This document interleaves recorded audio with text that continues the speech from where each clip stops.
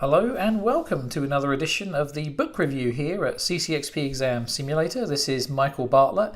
For those of you who don't know me, I'm a trainer. I do customer experience training, specifically the CCXP, which is the Certified Customer Experience Professional Exam. And on this channel, I provide lots of tips for how to pass that exam, how to prepare for it. But I also do a lot of book reviews as well, mainly because people that are studying for the exam or have passed the exam could do well to broaden their horizons into some of the other areas that kind of sit on the edge of customer experience, marketing being one. And this particular book is very interesting because it really embraces kind of like the new infinite media world that we're in now, and I think it would be very relevant to not only customer experience folks but branding folks. So without further ado, let's begin.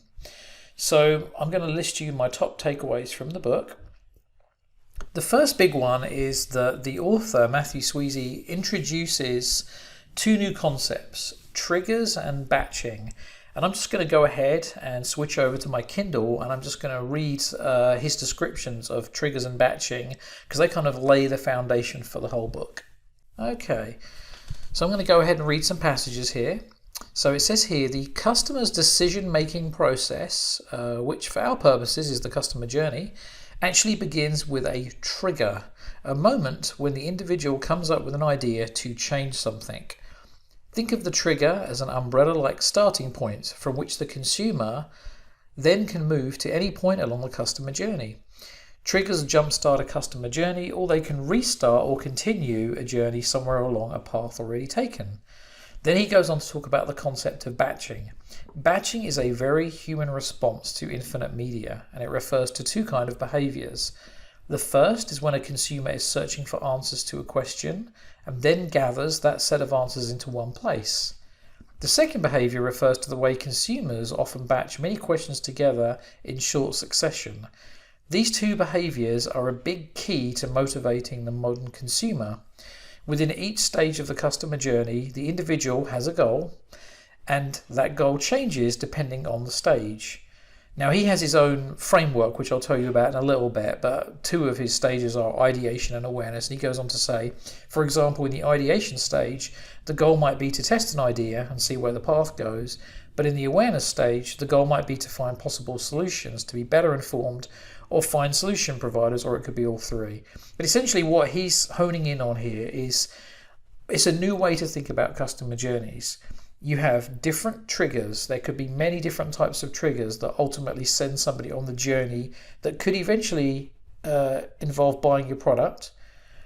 And there's also batching, which is as they're trying to solve the problem along the way, once they've had that trigger, they go through these different phases of mass searching and mass information gathering. And those batching behaviors, if you can understand them and interview your customers, it will help a great deal in terms of like being able to set different, what I would call beacons. You put beacons up and around all over the place. And if a customer ends up colliding with one of those, then suddenly they've met your brand, they've met information about your company, and it's really just like almost like tripwire in a sense. And that brings me to the second point. So it says here, the key to motivating customers is to understand how goals are accomplished via batching. And as I just touched on earlier, that really comes down to really just interviewing people that have already been through the buying cycle and understanding. I'm going to quickly just go through his customer journey with you with a worked example. So he talks about a number of different phases on what he calls the new customer journey. He calls them, the ones that I'm most interested in talking about in this review are ideation, awareness, consideration, and purchase. There are some phases after purchase as well. But looking at the customer journey prior to and on purchase is intriguing. So I've kind of looked through his book, and I've kind of created a worked example for you guys to understand how he's showing the world. So what he basically says is ideation is the first phase.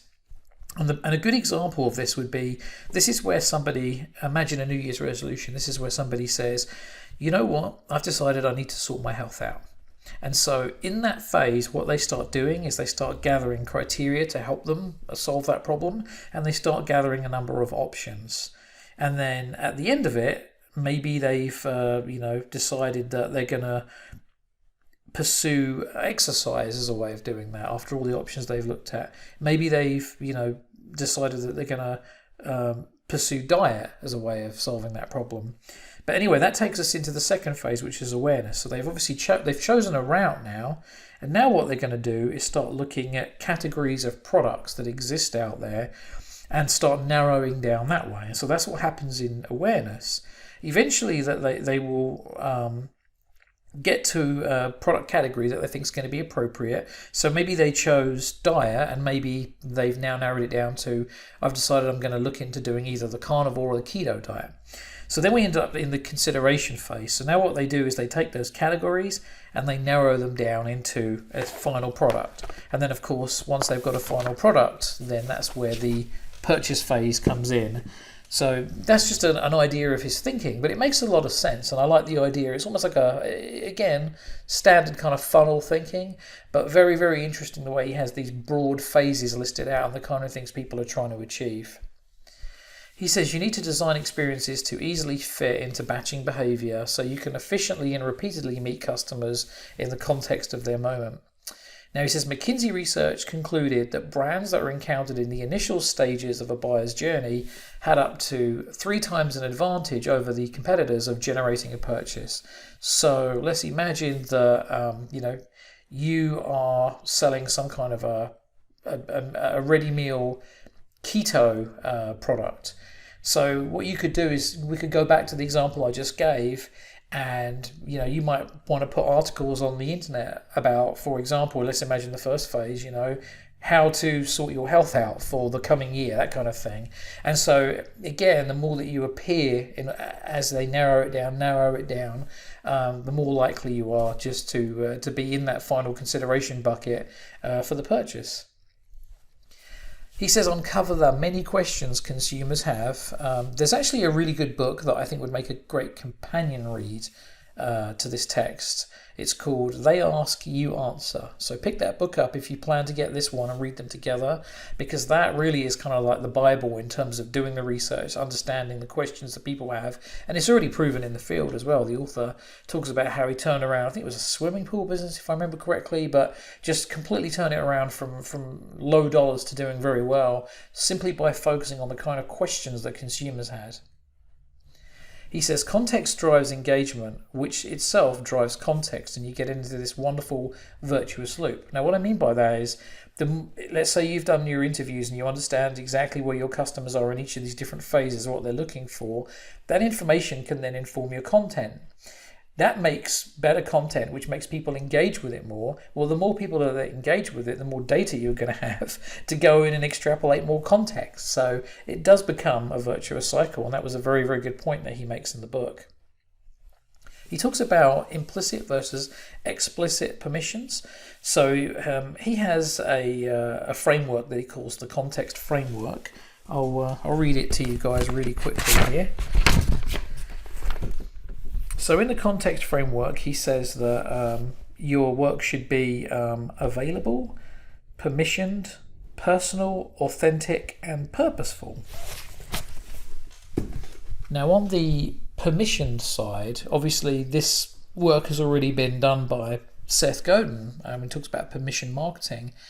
In this book, Matthew breaks it down a little bit more, and he says, well, there's 2 kinds. So explicit permissions, pretty obvious, customer phones you up, leaves a voicemail, sends you their email address in return for a downloadable, something like that. Implicit is where they've done some effort to explore your brand, but they may not have been directly in contact with you. So a good example of this is they've gone to a particular page on your website, and you've detected that, and your Facebook pixels detected that as well, and then you can therefore retarget them. He said that's okay. That's still a form of permission because they have implicitly given it to you by exploring your brand.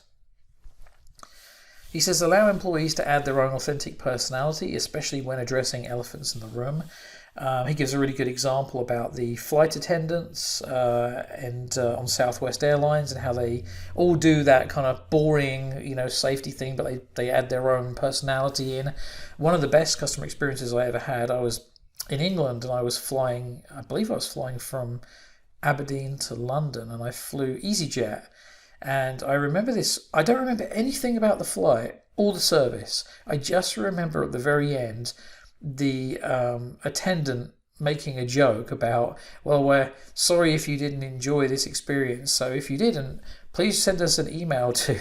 And it was something like, we do not care. And it was just so funny. You could tell she was just having a laugh, and everybody was, the whole plane was laughing.